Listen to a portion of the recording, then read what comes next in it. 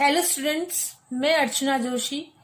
आज हम applied chemistry code number 1003 में चैप्टर नंबर 1 करने जा रहे हैं। चैप्टर नंबर 1 में हमने जो प्रीवियस क्लासेस थी उसमें बोर एटॉमिक मॉडल के बारे में पढ़ा था। आज का जो टॉपिक है वह है हाइजेनबर्ग अनसर्टेनिटी प्रिंसिपल, हाइजेनबर्ग का अनिश्चितता का सिद्धांत। यह सिद्धांत जो है इसका उद्भव कैसे हुआ, how this principle arise due to the de Broglie principle. De Broglie ने जो है वो इलेक्ट्रॉन के बारे में एक सिद्धांत दिया था जिसे हम इलेक्ट्रॉन की का द्वैत प्रकृति का सिद्धांत कहते हैं, जिसके अनुसार इलेक्ट्रॉन जो है वो पार्टिकल तथा तरंग दोनों के रूप में व्यवहार करता है। According to de Broglie, electron has dual nature, that is particle as well as wave. The dual nature of electron means that any precise measurement of its position would create some uncertainty in the measurement of its momentum and vice versa.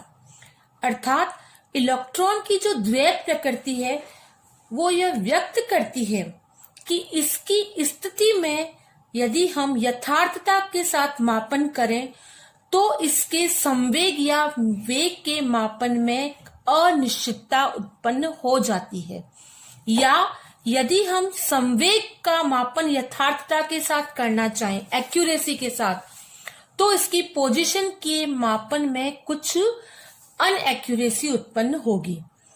इस point के आधार पर Heisenberg ने अनिश्चितता का सिद्धांत दिया।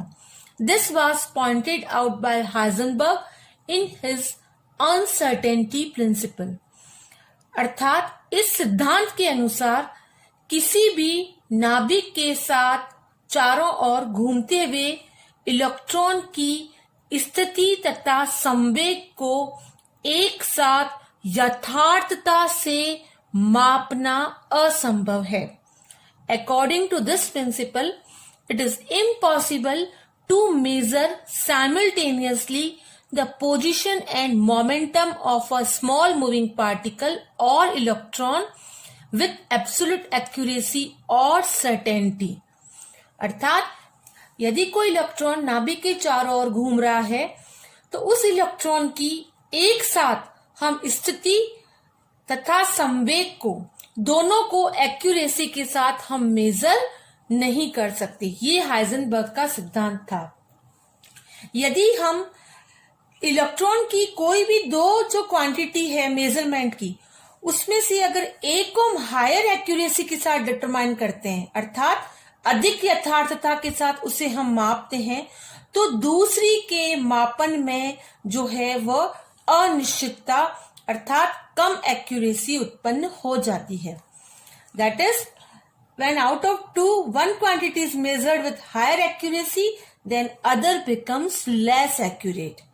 इसे हम मैथमेटिकली गणितीय रूप से इस प्रकार से व्यक्त कर सकते हैं, delta x dot delta P equals to और ग्रेटर देन एच अपॉन 4 यहाँ पर जो डेल्टा है वह अनिश्चितता को अर्थात अनसर्टेनिटी इन मेजरमेंट को व्यक्त करता है। X is used for the position, so delta X is the uncertainty in the position of electron, and P is the momentum, and delta P is the uncertainty in the momentum equals to or greater than h upon 4 That is, product of uncertainty in position and uncertainty in momentum is always equals to or greater than h upon 4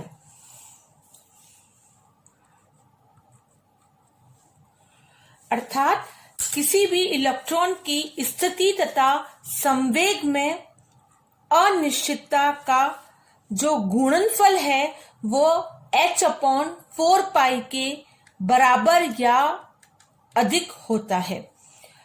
चूंकि किसी भी electron के लिए जो momentum का मान है वो P इक्वल्स टू किसके बराबर होता है, मास इनटू वेलोसिटी, द्रव्यमान और वेग के गुणनफल के बराबर होता है। तो डेल्टा P किसके बराबर होगा, m डॉट डेल्टा वी, क्योंकि इलेक्ट्रॉन का जो मास है वो तो डेफिनेट है, कांस्टेंट है, इसीलिए उसमें तो अनसर्टेनिटी होगी नहीं, इसीलिए यहां पर हमने इसको एज इट इज m लिखा है। वेलोसिटी में अनसर्टेनिटी हो सकती है, अनिश्चितता हो सकती है, इसीलिए डेल्टा p की वैल्यू इक्वल्स टू होगी m इंटू डेल वी।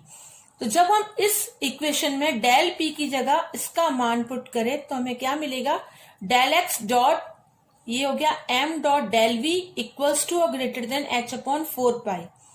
यहां पे इसको रीअरेंज करने पर we will get del x dot del v equals to और greater than h upon 4 pi m। इस प्रकार ये जो दोनों इक्वेशन है उससे क्या पता चलता है कि यहां पर पोजीशन में अनसर्टेनिटी और मोमेंटम में अनसर्टेनिटी इज इक्वल्स टू और greater than h upon 4 pi, और यहां पर uncertainty in position and uncertainty in velocity equals to और greater than h upon 4 pi m। अतः इस समीकरण के आधार पर हम कह सकते हैं कि किसी भी पार्टिकल या इलेक्ट्रॉन की स्थिति तथा वेग को एक साथ निश्चितता के साथ, यथार्थता के साथ नहीं मापा जा सकता। Thus, position and velocity of a particle cannot be measured simultaneously with certainty। इस प्रकार ये हमने हाइजेनबर्ग के प्रिंसिपल के मैथमेटिकल फॉर्म को देखा। अब इसके बाद ये आता है कि ये जो अनसर्टेनिटी है ये अराइज क्यों होती है, ये क्यों जो है वो उत्पन्न होती है। तो सबसे पहले हम ये बताना चाहते हैं कि जो ये हाइजेनबर्ग का अनसर्टेनिटी प्रिंसिपल है, इट इज सूटेबल और applicable for the microscopic particle, अर्थात जो सूक्ष्म कण है उनके लिए ये एप्लीकेबल होता है। इन सूक्ष्म कणों को देखने के लिए हमें सूक्ष्मदर्शी की आवश्यकता होती है। तो जब भी सूक्ष्मदर्शी के द्वारा हम इन कणों को देखते हैं तो उसमें से आने वाली किरणों में जो फोटोन है वो उसके ऊपर अटैक करता है। तो इसके स्पष्टीकरण में हम बताऊंगी कि यदि हमारे पास एक इलेक्ट्रॉन है उसकी हमें स्थिति और संवेग को ज्ञात करना है, स्थिति और संवेग को ज्ञात करना है, तो उस इलेक्ट्रॉन की स्थिति को डिटेक्ट करने के लिए हमें माइक्रोस्कोप के द्वारा जो है वो प्रकाशीय विकिरणों की आवश्यकता होती है। तो जब उस सूक्ष्मदर्शी से आने वाली फोटोन की किरणें उस इलेक्ट्रॉन से जब टकराती है, उसकी स्थिति को डिटेक्ट करने के लिए, उसकी पोजीशन को डिटेक्ट करने के लिए उसे टकराती है, तो ये जो रिफ्लेक्टेड फोटोन है ये हमें माइक्रोस्कोप में दिखाई देता है। We have to measure both the position and momentum of an electron, then for detecting the position of electron light is used, and so that the photon of light strikes or collides with the electron and the resulting reflected photon is seen in the microscope। तो इस प्रकार मैंने क्या बताया, ये electron है जो नाभिक में जो सर्कुलर ऑर्बिट है उसमें मूव कर रहा है। इस इलेक्ट्रॉन की पोजीशन को और मोमेंटम को हमें मेजर करना है। तो इस इलेक्ट्रॉन की पोजीशन को इसको डिटेक्ट करने के लिए हम जब इसको माइक्रोस्कोप के द्वारा देखते हैं तो यहां से जो ये रेज आती है यहाँ पे, तो यहां से क्या ये इंसिडेंट फोटोन है इसके ऊपर, ये जब फोटोन इसके ऊपर आपतित होता है तो यहां से ये जो रिफ्लेक्टेड फोटोन होगा ये जब जाएगा तो माइक्रोस्कोप में इसकी पोजीशन डिटेक्ट हो सकती है। तो जब ये फोटोन इस इलेक्ट्रॉन के साथ टकराता है तो इस इलेक्ट्रॉन की स्थिति और वेग दोनों को परिवर्तित कर देता है। When a photon strikes with the moving electron, it disturbs the position as well as velocity of it। अतः यहां पर इसके टकराने से इसकी स्थिति और वेलोसिटी दोनों में परिवर्तन हो जाता है। ऑप्टिक्स के सिद्धांत के अनुसार जो है वो किसी भी कण या इलेक्ट्रॉन की स्थिति में यथार्थता के साथ मापन तभी संभव है यदि हम जो प्रकाश इसको यूज कर रहे हैं उस प्रकाश की जो तरंग दैर्ध्य है उसका मान जो है वो कम हो। ऑप्टिक्स के सिद्धांत के अनुसार जो इलेक्ट्रॉन की जो है वो स्थिति में मापन जो है वो इसके ऊपर गिरने वाले जो प्रकाश है उसकी तरंग दैर्ध्य के ऊपर निर्भर करता है। As shorter the wavelength greater is the accuracy. परंतु यदि जो प्रयुक्त प्रकाश है उसकी तरंग दैर्ध्य अर्थात वेवलेंथ का मान अगर कम है तो उसकी आवृत्ति अर्थात फ्रीक्वेंसी का मान बढ़ जाता है। अर्थात जिस प्रकाश को हम इससे डिटेक्ट करने के लिए यूज कर रहे हैं और हमें पोजीशन में एक्यूरेसी चाहिए तो उस प्रकाश की हमने क्या कहा, वेवलेंथ अर्थात तरंग दैर्ध्य का मान कम होना चाहिए।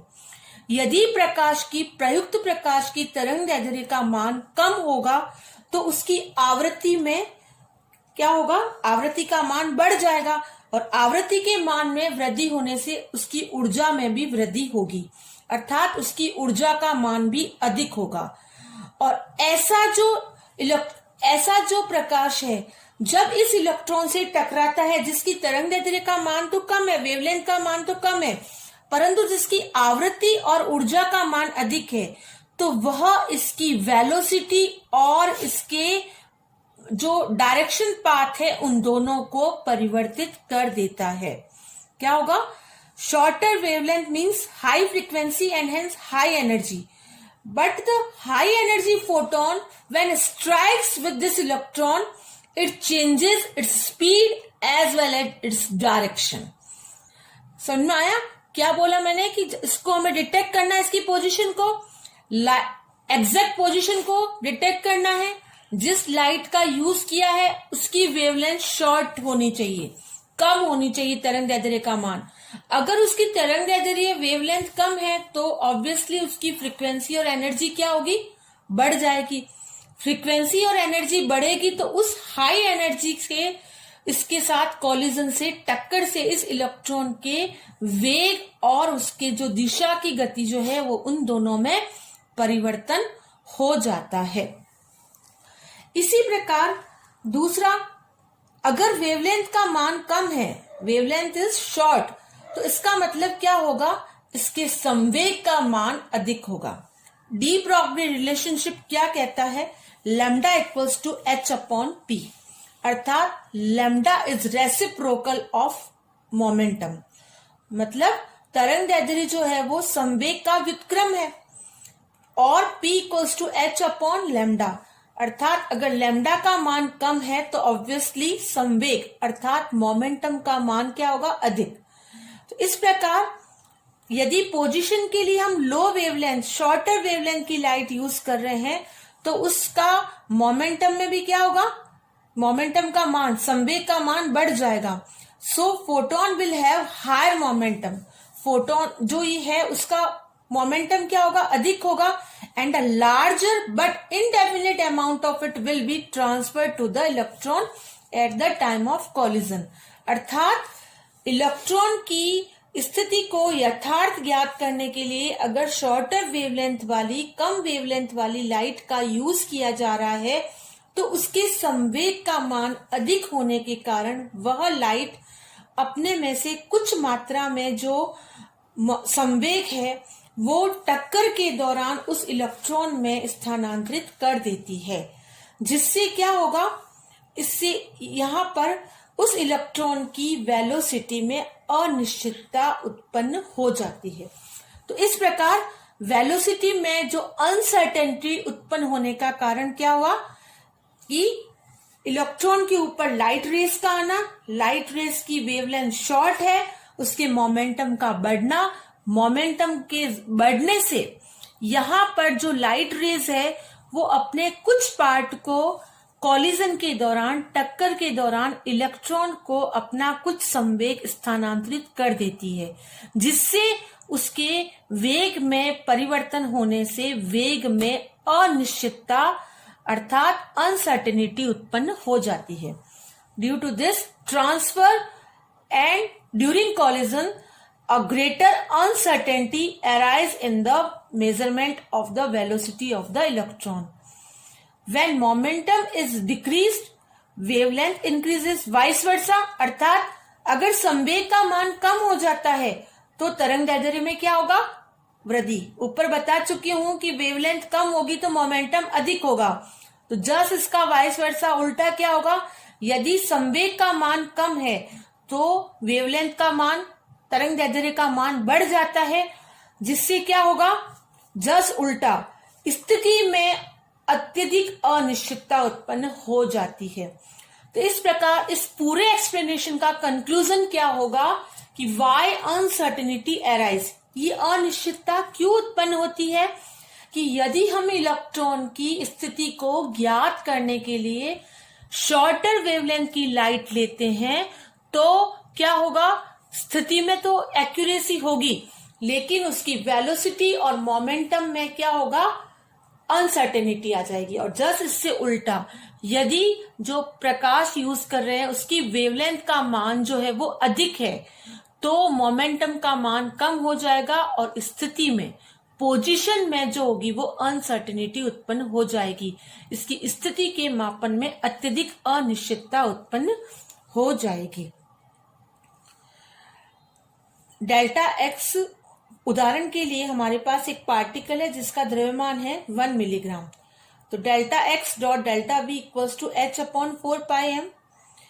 एच जो है वो प्लांक कांस्टेंट है जिसका मान जूल सेकंड में होता है 6.62 इंटू 10⁻⁻34 अपॉन 4 इंटू पाई की वैल्यू 3.14। मास जो दे रखा है 1 मिलीग्राम, इसको जब हम किलोग्राम में चेंज करेंगे तो it will be 10⁻⁻6 kg। On solving it, we will get 10⁻⁻28 metre square per second. इस प्रकार डेल्टा एक्स और डेल्टा वी का जो गुणनफल है, प्रोडक्ट जो है, product of delta x and delta v extremely small. इस प्रकार वे कण जिनका द्रव्यमान जो है वो 1 मिलीग्राम से अधिक होता है, उनके डेल्टा एक्स तथा डेल्टा वी के गुणनफल का मान इतना कम होता है कि जो इनकी जो वैल्यू होती है वो नगण्य के बराबर। इसी प्रकार इलेक्ट्रॉन जैसे सूक्ष्म कण के लिए delta x dot delta v equals to H upon 4 pi m. H की वैल्यू 6.62 इंटू 10⁻⁻34, 4 पाई की वैल्यू 3.14, और जो मास ऑफ इलेक्ट्रॉन है वो मैं पहले ही बता चुकी हूँ होता है केजी में 9.1 इंटू 10⁻31। इसे सॉल्व करने पर we will get 10⁻⁻4 metre square per second. ये किसका मान है? डेल्टा एक्स और डेल्टा वी के प्रोडक्ट का मान है। यदि हमारे पास जो स्थिति है उसमें अनिश्चितता का मान 10⁻⁻4 मीटर है, if the value of uncertainty in the position is 10⁻⁻4, then the value of uncertainty in the velocity will be 1.0 metre पर सेकेंड। यदि स्थिति में अनिश्चितता का मान 10⁻⁻4 मीटर है, इन दोनों के प्रोडक्ट का मान 10⁻⁻4 मीटर स्क्वायर पर सेकेंड है, तो जो वेग में अनिश्चितता होगी उसका मान क्या होगा? 1.0 मीटर पर सेकेंड, जो काफी सार्थक मान होता है, विच इज क्वाइट सिग्निफिकेंट। अतः इस प्रकार ये जो हाइजेनबर्ग का जो अनिश्चितता का सिद्धांत है, यह माइक्रोस्कोपिक पार्टिकल्स के लिए ही एप्लीकेबल होता है, और एवरीडे लाइफ में जो है we deals with the macroscopic particle. इसीलिए एवरीडे लाइफ में इस हाइजेनबर्ग प्रिंसिपल की कोई भी जो है वो सिग्निफिकेंस नहीं है, इसका महत्व नहीं है। इस प्रकार इस हाइजेनबर्ग के इस सिद्धांत से जो बोर का जो कंसेप्ट था फिक्स सर्कुलर ऑर्बिट का, जिसके अंदर इलेक्ट्रॉन की पोजीशन और मोमेंटम का मान निश्चित होता है, वह जो था वो प्रायिकता से रिप्लेस हो गया। प्रायिकता के सिद्धांत से इसका प्रतिस्थापन हो गया। अर्थात बोर के अनुसार किसी भी इलेक्ट्रॉन जो है वो नाभिक के चारों निश्चित कक्षाओं में चक्कर लगाता है, उसके संवेग का मान निश्चित होता है। परंतु हाइजेनबर्ग के इस अनसर्टेनिटी प्रिंसिपल के बाद प्रायिकता के सिद्धांत ने जन्म लिया, जिसके अनुसार केवल नाभिक के चारों ओर इलेक्ट्रॉन के पाए जाने की केवल प्रायिकता होती है। That is Bohr's concept of fixed circular path with definite position and momentum of the electron have been replaced by the stating that the electron has the probability of having a given position and momentum. Okay, thank you.